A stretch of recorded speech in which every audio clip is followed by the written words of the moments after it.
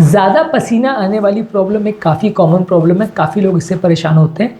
इस बीमारी से संबंधित कुछ इंपॉर्टेंट मिथ्स, अवधारणाएं या भ्रांतियों के बारे में आज हम बात करेंगे। ज़्यादातर लोग को इसके बारे में बहुत क्लियर नॉलेज नहीं होती, बहुत सारे मिसकंसेप्शन या अवधारणाएं बहुत होती है। उनको आज क्लियर करने का प्रयास करेंगे ताकि एक ओवरऑल अंडरस्टैंडिंग डेवलप हो सके। टॉपिक पर जाने से पहले जो लोग हमारे चैनल पर नए हैं उन्हें रिक्वेस्ट करूँगा कि चैनल को सब्सक्राइब करें, वीडियोज़ को लाइक करें, शेयर करें, फॉलो करें, कमेंट करें, पूरा देखें। ज़्यादा पसीने आने वाली प्रॉब्लम बहुत ज़्यादा कॉमन प्रॉब्लम है, बहुत ज़्यादा एम्बैरेसिंग भी है। कई लोग को हाथों पे पसीना आता है, अंडर आर्म्स में पसीना आता है, पूरे शरीर में पसीना आता है। तो ये कई बार उनके लिए सोसाइटी में एक एम्बैरेसमेंट का कारण भी बनता है और सोशली भी वो एक आउटकास्ट जैसे बन जाते हैं। लोग उनके बारे में बुरा सोचते हैं, बुरा बोलते हैं। तो ऐसे लोगों को क्या क्या अवधारणाएँ होती है इसके बारे में आज उसको बात करेंगे। पहला मिथ ये है कि लोगों को लगता है कि ज़्यादा स्वेटिंग होना एक नॉर्मल पार्ट ऑफ लाइफ है, इसमें कोई बीमारी होने का चांस नहीं है। काफ़ी ऐसी बीमारियां हैं या काफ़ी ऐसी बॉडी के एबनॉर्मल फंक्शंस हैं जिसकी वजह से ज़्यादा पसीने आने का प्रॉब्लम हो सकता है, कि मेडिकल कंडीशन है जिसके कुछ स्पेसिफिक कारण हो सकते हैं। आपको वो चीज़ अपने डॉक्टर के साथ डिस्कस करनी चाहिए। हर व्यक्ति को ज़्यादा पसीना आना नॉर्मल बात नहीं है। हाँ, ये है कि गर्मी के मौसम में ज़्यादातर लोग को थोड़ा ज़्यादा पसीना आता है, दैट इज़ नॉर्मल। लेकिन बिना कारण के पसीना आ रहा है, बिना कोई बीमारी के पसीना आ रहा है, ठंड के टाइम पर भी पसीना आ रहा है, एसी चल रहा है या पंखा चल रहा है उसके बावजूद भी पसीना आ रहा है, तो डेफिनेटली आपको जांच करवाना चाहिए, क्योंकि वैसे केस में कोई बीमारी भी निकल के आ सकती है जिसके लिए स्पेसिफिक ट्रीटमेंट की ज़रूरत भी पड़ सकती है। तो आपको डेफिनेटली उस चीज़ को चेकआउट करवाने की ज़रूरत है। अगला इंपॉर्टेंट मिथ या अवधारणा लोगों को लगती है कि ज़्यादा पसीने आने का प्रॉब्लम खाली अंडर आर्म्स में होता है, बाकी कहीं नहीं होता। ये हाइपरहाइड्रोसिस बहुत सारी जगह में हो सकता है, पूरी बॉडी को इन्वॉल्व कर सकता है, आपके हाथों को, आपके सर को, हाथ पाँव को, ग्रॉइंस को, सारी एरिया को इन्वॉल्व कर सकता है और एक साथ में सब जगह ज़्यादा पसीना आ सकता है। या कभी कभी ऐसा भी हो सकता है कि किसी एक पर्टिकुलर जगह में हाइपरहाइड्रोसिस हो, यानी सिर्फ हाथों में ज़्यादा पसीना आए, सिर्फ अंडर आर्म्स में आए, सिर्फ ग्रॉइन में आए, सिर्फ शरीर पर आए, ऐसा हो सकता है। तो इसलिए ज़रूरी नहीं है कि ये सिर्फ हाथों को इन्वॉल्व करे या सिर्फ पैरों को इन्वॉल्व करे, ये पूरे शरीर पे भी इन्वॉल्व कर सकता है और अलग अलग जगह पे अलग अलग टाइम पे भी इन्वॉल्व कर सकता है। अगला इंपॉर्टेंट मिथ या अवधारणा यह है कि लोगों को ऐसा लगता है कि हाइपरहाइड्रोसिस मतलब गंदगी की प्रॉब्लम है, गंदगी की वजह से हो रहा है, जो व्यक्ति को ज़्यादा पसीना आ रहा है वो गंदा है, अनहाइजीनिक है, इसलिए पसीना आ रहा है।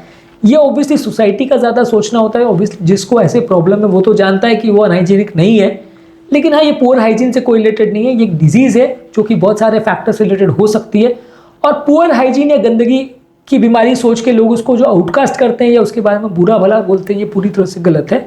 ज़्यादातर ये एक बीमारी है जिसको बाकी किसी भी बीमारी की तरह डील करना चाहिए। जैसे किसी डायबिटिक पेशेंट को या किसी कोलेस्ट्रॉल के पेशेंट को या बीपी के पेशेंट को या हार्ट अटैक के पेशेंट को हम सिंपैथी देते हैं या हम उनकी तरफ सहानुभूति के साथ बिहेवियर करते हैं, वैसे ही हाइपरहाइड्रोसिस या ज़्यादा पसीने वाले पेशेंट्स को भी सहानुभूति की ज़रूरत है।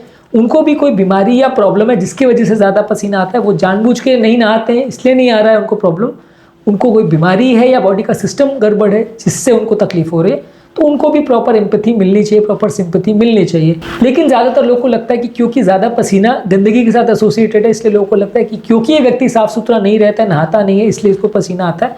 डेफिनेटली ये गलत है और इसको सोचना दोनों के हिसाब से गलत है। जो व्यक्ति सोच रहा है वो भी गलत है और जिसके बारे में आप सोच रहे हो डेफिनेटली उसकी तो लाइफ इससे खराब होती है, उसको अननेसेसरी ताने सुनने पड़ते हैं।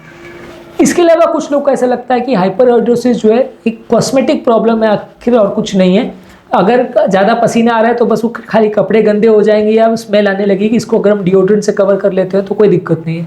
पर डेफिनेटली ये एक बीमारी है जो कभी कभी ख़राब भी हो सकती है या किसी बीमारी का साइन भी हो सकता है जो कि डेंजरस हो सकती है। इसलिए आपको इसको इवैल्यूएट करने की ज़रूरत है कि यदि आपको पसीना आ रहा है ज़्यादा तो कोई बीमारी से रिलेटेड तो नहीं है, और यदि वो बीमारी मिलती है तो फिर उसका प्रॉपर ट्रीटमेंट ज़रूरी है। अगला इंपॉर्टेंट मिथ या मिसकंसेप्शन ये है कि हाइपरहाइड्रोसिस जो है अनकॉमन है, ये बहुत कम लोग को होता है। ये भी अपने आप में गलत है, क्योंकि हाइपरहाइड्रोसिस की प्रॉब्लम जो है वो काफ़ी कॉमन प्रॉब्लम है और काफ़ी लोगों को होती है। बहुत सारे लोग को थोड़ी मात्रा में होती है कि थोड़ा ज़्यादा पसीना आता है, लेकिन कई लोग को तो बहुत ज़्यादा होता है। हर व्यक्ति को अलग अलग ग्रेड्स का हो सकता है, किसी को थोड़ा किसी को ज़्यादा, पर ये प्रॉब्लम इतनी अनकॉमन नहीं है जितना लोग को लगता है। ये कोई रेयर डिजीज़ नहीं है, ये अपने आप में काफ़ी कॉमन है। हाँ, अक्सर लोग रियलाइज़ नहीं करते क्योंकि लोगों को लगता है कि यार छोड़ो, कौन पसीने के बारे में सोचो, ये कॉस्मेटिक इशू है, लोग लगता है कि लोग इसे इग्नोर करते हैं, पर ये डेफिनेटली अपने आप में उतनी अनकॉमन तो नहीं है। अगली इंपॉर्टेंट मिसकंसेप्शन अवधारणा है कि लोगों को लगता है कि खाली मोटे लोगों की प्रॉब्लम है या अनफिट लोगों की प्रॉब्लम है।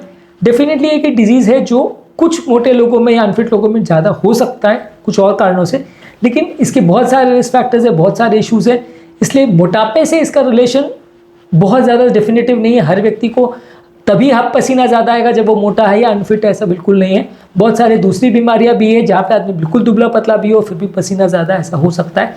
इसलिए इसको सिर्फ मोटापे के साथ या फिजिकल फिटनेस के साथ एसोसिएट करना गलत है। कुछ लोग को लगता है कि प्यूरी साइकोलॉजिकल प्रॉब्लम है, किसी को साइकोलॉजिकल स्ट्रेस ज़्यादा है इसीलिए उनको ज़्यादा पसीना आता है।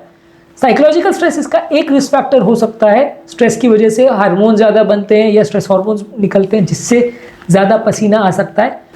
पर ये सोचना बिल्कुल भी गलत है कि ये हर पेशेंट के साथ एसोसिएटेड स्ट्रेस फैक्टर है, इसलिए हर पेशेंट को खाली स्ट्रेस की वजह से ही पसीना आ रहा है, ये गलत है। ज़्यादातर पेशेंट को दूसरी बीमारियों की वजह से पसीने का प्रॉब्लम होता है। यदि हम उसे आइडेंटिफाई कर सकें तो ट्रीटमेंट ईजी है। सिर्फ स्ट्रेस को दोष देना और साइकेट्रिक काउंसलिंग करना या एंटी एंजाइटी मेडिसिन देने से प्रॉब्लम सॉल्व नहीं होगी। अगला इंपॉर्टेंट मिसकंसेप्शन ये है कि लोगों को लगता है कि क्योंकि ये कॉस्मेटिक प्रॉब्लम है तो सिर्फ डिओड्रेंट लेने से और नहाने वगैरह से प्रॉब्लम सॉल्व हो जाएगी। हाइपरहाइड्रोसिस यानी ज़्यादा पसीने का प्रॉब्लम बिल्कुल कई डिजीज के साथ एसोसिएटेड हो सकता है और सिर्फ डिओड्रेंट लेने से या बार बार नहाने से या बार बार कपड़े चेंज करने से प्रॉब्लम नहीं चली जाएगी। कई बार इसमें अच्छी खासी प्रिस्क्रिप्शन मेडिसिन लगती है, कई बार टॉक्सिक इंजेक्शंस बोट्युलिनम टॉक्सिन के देने पड़ते हैं या कई बार सर्जिकल प्रोसीजर्स भी करने पड़ते हैं। तो इसलिए ये अपने आप में एक छोटी प्रॉब्लम नहीं है, इसके डॉक्टर के साथ डिस्कस करना ज़रूरी है कि किसी को अगर ज़्यादा पसीना आ रहा है तो वो क्यों आ रहा है और फिर उसे आइडेंटिफाई करके ट्रीटमेंट करना आवश्यक है। यदि आप सिर्फ भरोसे बैठे रहते हो इस बात की कि आपने नहा लिया 4 बार तो पसीना चला जाएगा, या आपने अगर सिर्फ अच्छा डिओड्रेंट अच्छी कंपनी का स्ट्रॉन्ग वाला पूरे शरीर पे लगा लिया तो बीमारी खत्म हो जाएगी, तो ये बिल्कुल गलत है। क्योंकि वो खाली आप कवर अप कर रहे हो, प्रॉब्लम को सॉल्व नहीं कर रहे हो। प्रॉब्लम का इलाज करने के लिए आपको बीमारी को ठीक करना पड़ेगा।